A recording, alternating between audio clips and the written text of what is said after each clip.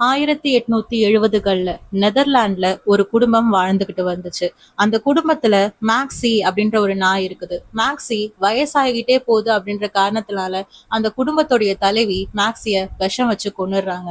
இதை ஏத்துக்க முடியாத அந்த குடும்பத்தோடைய 2 குழந்தைங்களும் மேக்ஸிய எப்படியாவது நரகத்துல இருந்து காப்பாத்தி சொர்க்கத்துல கொண்டு போய் விட்டுடணும், அதை விடுதலை பண்ணணும் அப்படின்ற நோக்கத்தோட சில சடங்குகளை செய்யலான்னு சொல்லி தங்களுடைய வீட்டு பக்கத்துல இருக்கிற ஒரு காட்டுக்கு போறாங்க. அந்த காட்டுக்கு போனவங்க மேக்ஸியோடைய உடைமைகளை சில சின்னங்கள் வச்சு சில மந்திர வார்த்தைகள் சொல்லி அந்த பூமியில புதைக்க செய்யறாங்க. ஆனா அவங்க எதிர்பார்க்காத ஒரு விஷயம், அவங்க செய்யற இந்த சடங்குகள் நரகத்திலயும் சரி பூமியிலயும் சரி சில மாற்றங்களை உண்டாக்குது.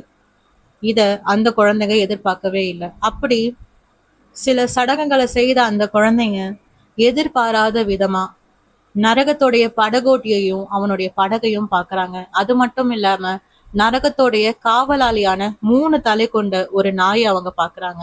இதனால பயந்து போனவங்க அங்கிருந்து ஓடும்போது ஒரு மனித கறி திங்கிற காட்டுவாசி கும்பலால கடத்தப்படுறாங்க. அவங்க கிட்ட இருந்து தப்பிச்சு போகும்போது மறுபடியும் அவங்கள கைது செய்த அந்த காட்டுவாசி கும்பல் அவங்களுடைய சாத்தான்களுக்கு பலி கொடுக்க முயற்சி பண்றாங்க. அப்படி அவங்க பண்ண முயற்சியில அந்த காட்டுவாசி கும்பல் வெற்றி அடைஞ்சுதா?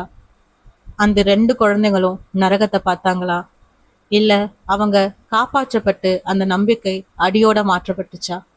இந்த கதையோட முழு வீடியோ சேனல்ல இருக்கு, மறக்காம போய் பாத்துருங்க.